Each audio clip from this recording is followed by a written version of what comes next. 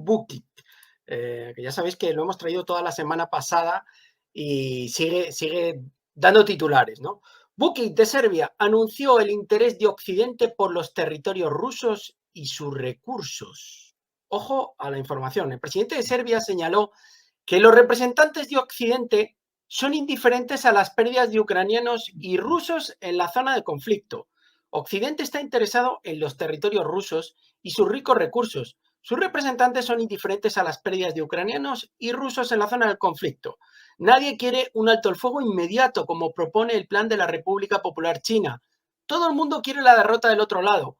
A Occidente, mientras no muera gente de Occidente o solo mueran voluntarios, no les preocupa cuántos ucranianos mueran en el conflicto. Porque Rusia tiene mucho petróleo, gas, fosfatos, oro y plata y todo lo que necesitan, señaló Bukit, citando como ejemplo las ideas de los países escandinavos, según los cuales Rusia no se lo merece tener tal territorio que es propiedad del mundo. Subrayó anteriormente Bukit que actualmente es imposible poner fin al conflicto ucraniano, a pesar de la iniciativa propuesta por China. Declaró que esto es más antiguo. Fijaos también en el siguiente titular.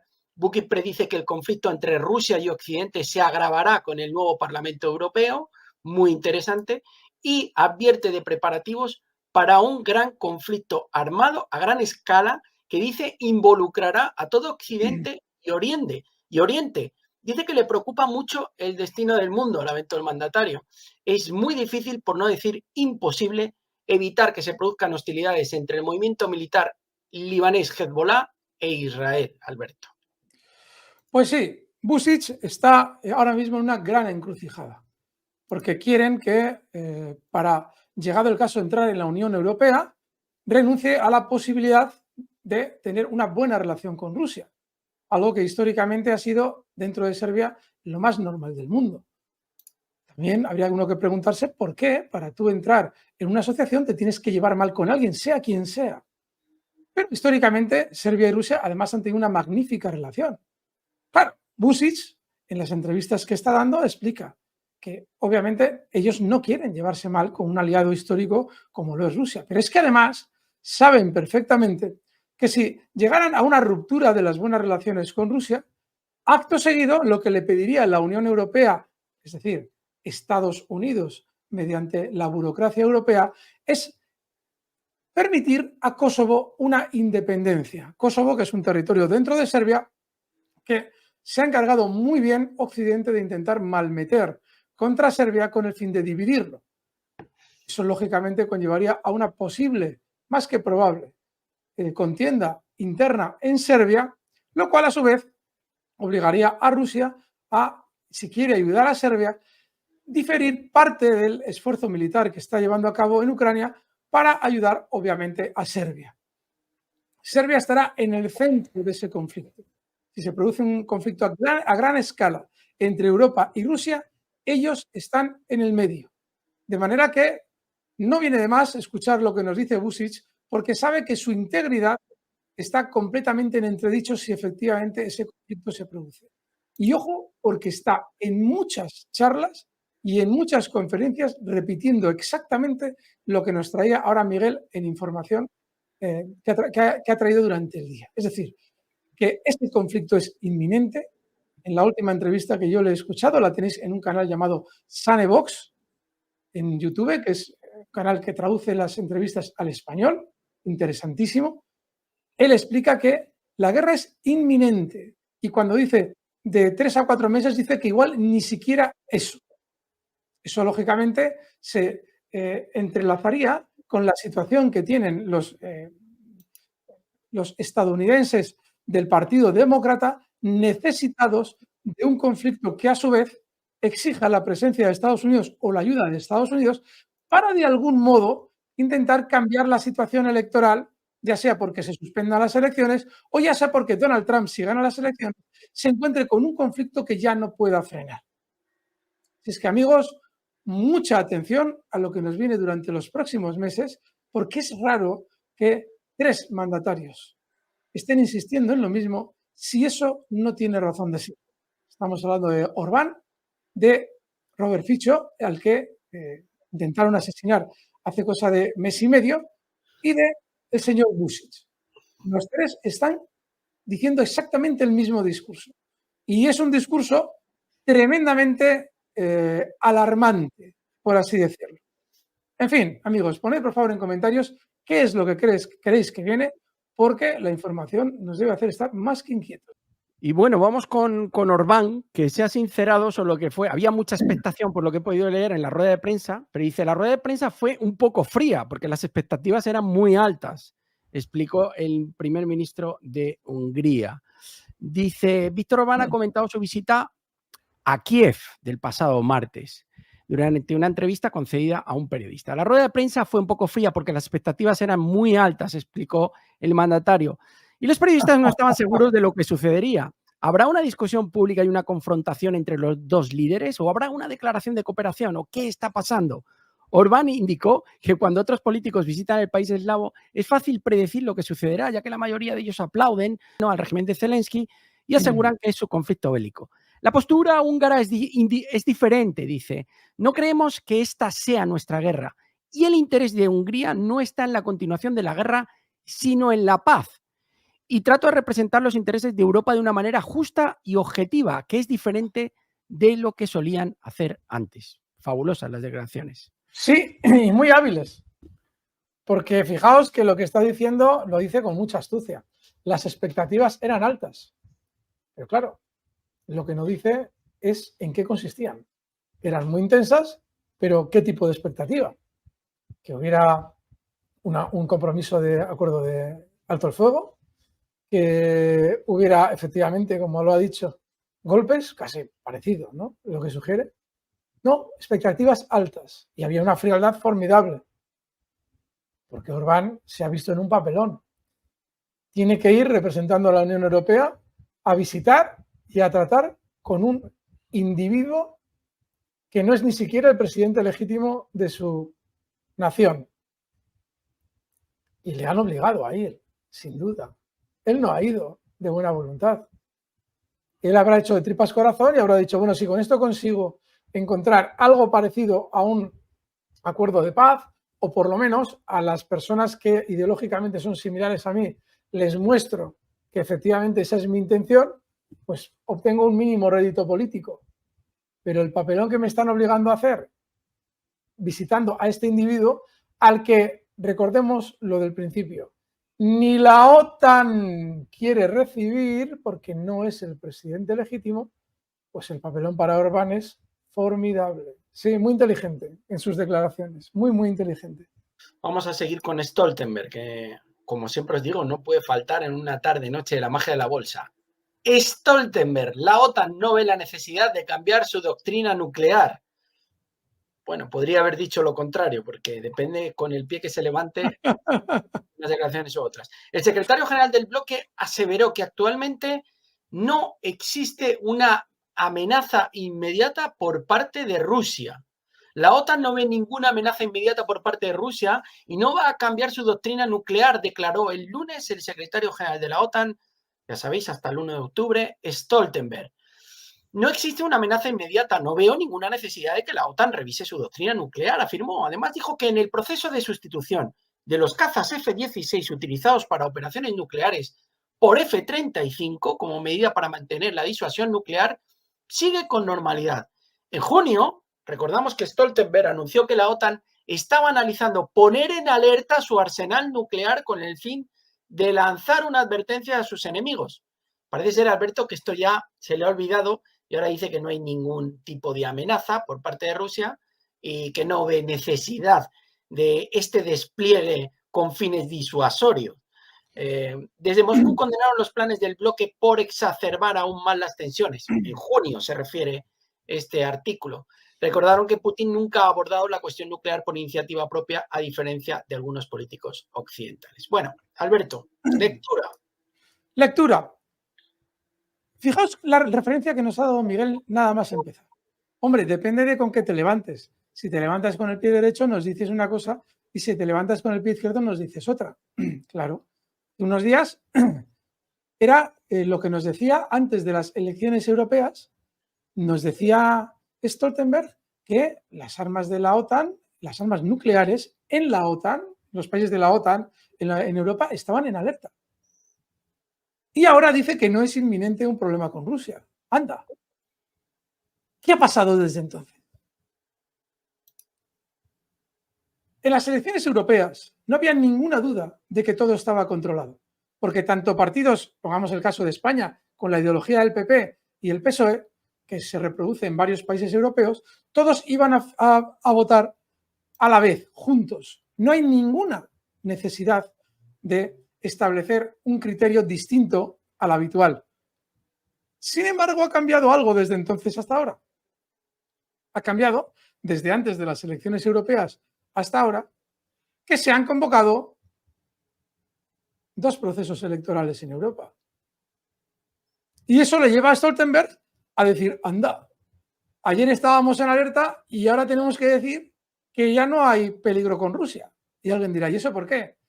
Porque se necesita ayudar dentro de lo posible a los mandatarios actuales que se van a encontrar con elecciones. Ya sabemos que Macron, él no va a poner su cargo en juego, pero sí su partido se puede ver perjudicado si efectivamente en las legislativas hay una debate. Luego, para intentar dentro de lo posible ayudar a Macron, ahora se dice que no hay problema con Rusia, que no, buen rollito. ¿Qué cosas tenéis? La semana pasada os explicábamos, ya veréis cómo durante los próximos días van rebajando el tono. Aquí lo tenéis. Si él ahora estableciera el mismo criterio que un mes antes, si volviera a decir lo mismo y un mes, estando muy lejos de un mes, 15 días antes, y volviera a decir lo mismo, las armas nucleares en Europa están en alerta, inmediatamente los votantes franceses dirían, por culpa de Macron, entre otros. Y eso supondría un varapalo mayor para el partido de Macron, que ya se lo va a llevar. De hecho, ya se lo ha llevado en primera instancia. Veremos a ver en la segunda cómo van las... Bueno, la segunda está ya fuera de debate. Alberto, que se niega Macron, no ha dejado claro si se va a retirar, si su partido se va a retirar en la segunda vuelta. O sea, sí, no queremos que salga Le Pen, no queremos que la extrema derecha gobierne, pero ha sido muy ambiguo a la hora de retirarse, que algunos partidos sí han sido claros, en pro de esa segunda vuelta con 2 contrincantes, pero él no lo ha dejado claro en el día de hoy. Claro, ahora la duda es ¿a quién apoyará Macron en esa segunda vuelta? Pues ojo, porque estas declaraciones de Stoltenberg intentan dentro de lo posible una continuidad de los, si es una que lo tiene fatal, de los mandatarios actuales. Por eso, efectivamente, como bien nos dice Miguel, ayer te dije una cosa y hoy te digo exactamente la contraria. Y no pasa nada porque la cara que pongo es exactamente la misma. Macron y la izquierda toman nota. Más de 200 renuncias de sus candidatos para unificar el voto contra la ultraderecha. La clara victoria del partido de Le Pen y Bardella en la primera vuelta obliga a la oposición a evitar la dispersión. Recordamos, segunda vuelta el próximo domingo, 7 de julio. Francia se mueve contra la ultraderecha. Hasta 218 candidatos por el momento han decidido renunciar a participar en la segunda vuelta de las elecciones legislativas para unificar el voto contra la agrupación nacional de Marine Le Pen. La gran mayoría de los abandonos provienen de candidatos del nuevo Frente Popular de izquierdas y de Juntos, la formación de centro-derecha de Macron. Como detalla Le Monde, hasta 130 pertenecen al bloque de izquierdas por 82 del entorno macronista. De forma anecdótica también se han contabilizado la salida de 3 candidatos de agrupación nacional, bueno, y otros 2 de los conservadores La República, más un aspirante no adscrito a siglas. Alberto. Ya ha recibido una llamada Macron de sus promotores y ya le han dado instrucciones precisas. Macron no va a esos candidatos, esos legisladores, no van a acudir a la convocatoria, lo cual evidencia que en Francia hay muy poquita representación en contra de lo que su sistema político podría invitar a pensar. Se supone que un legislador es un representante de un departamento, que es como se llama en Francia cada zona, y va a defender en la asamblea los intereses del departamento. Se adscriben, como en Estados Unidos, a uno u otro partido, pero en Estados Unidos tú vas a votar en la asamblea como estimes oportuno. Y a ti nadie te dice que tú no te vas a presentar porque estás adscrito al Partido Demócrata o al Partido Republicano. Tú te presentas. Todo el mundo ya sabrá si tú estás más cercano al republicano o al demócrata o eres un independiente. Da lo mismo. Obviamente, para las campañas electorales y las donaciones compensa estar dentro del partido. Sin embargo, en Francia no. En Francia todos van a actuar como corderitos, como lo hacen en España, cuando el jefe del partido dice A o dice B, lo cual habla muy mal de Francia.